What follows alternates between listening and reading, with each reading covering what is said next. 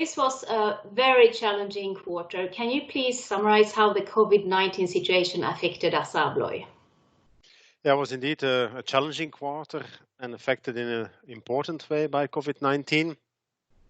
I would say a COVID-19 crisis that first started as a demand challenge in China and a supply chain challenge from China to the rest of the world, but then quickly moved into a global demand challenge in the whole world.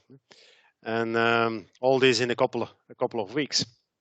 And that also affected our financial result. We had a 3% negative organic growth in the quarter. Our EBIT was 15% lower than the same quarter a year ago. But on the positive side, we had a good cash flow, 3% up. So what are you most pleased with in the quarter? I would say definitely the way our people have addressed this extraordinary situation. And of course, our first priority has and is always the well-being of our employees. We have taken a lot of stringent health and safety measures in our operations and also in our sales offices.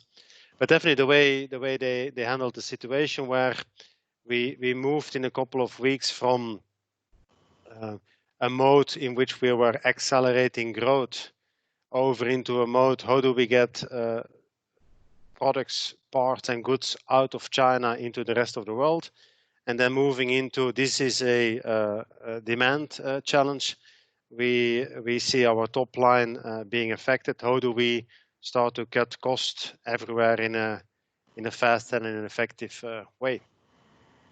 So what can we expect looking ahead? Yeah, I would say that if we consider how these lockdowns have affected demand in China and in many important markets in Europe and in the rest of the world, I think we can say that demand and revenue in those core markets for sure will be significantly affected by this coronavirus in the coming months.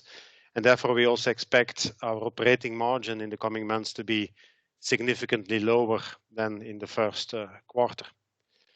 Therefore, we are also taking a lot of cost measures.